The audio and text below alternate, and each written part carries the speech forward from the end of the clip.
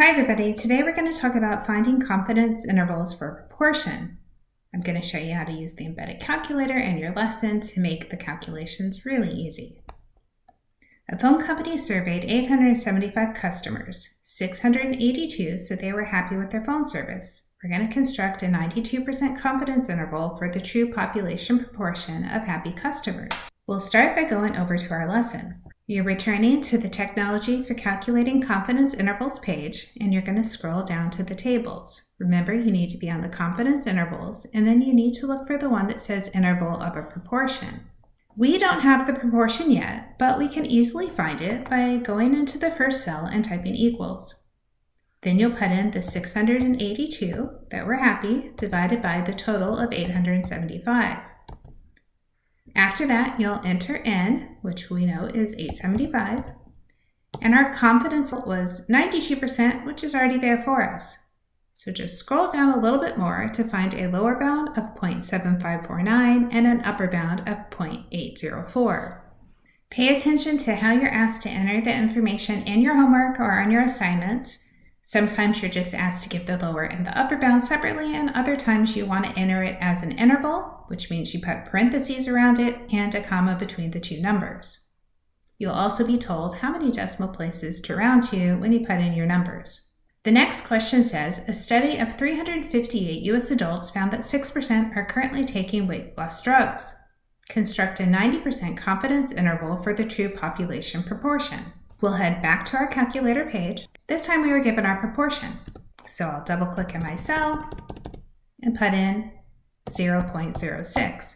My n this time was 358, and I want a 90% confidence interval, so that's 0.90. This gives me a lower bound of 0.0394 and an upper bound of 0.0806. The next problem says, in a 220 study, 16.9% of adolescents aged 12 to 17 in the United States experienced a major depressive episode.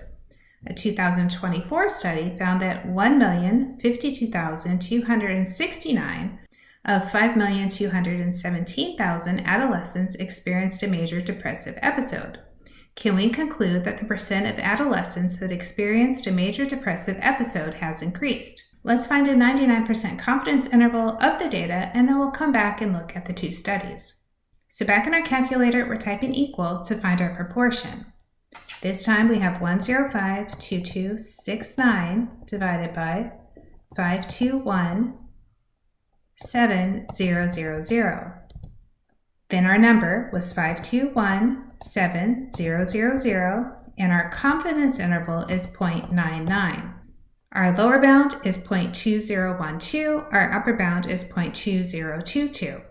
When we compare our confidence interval of 0.2012 to 0.2022 to the previous 2020 study that found 16.9% of adolescents had experienced a major depressive episode, we can conclude that the percent of adolescents that experienced a major depressive episode has increased because our previous proportion is outside of this new confidence interval. If the 16.9% had fallen within our confidence interval, then we would say that we can't conclude that there's been an increase.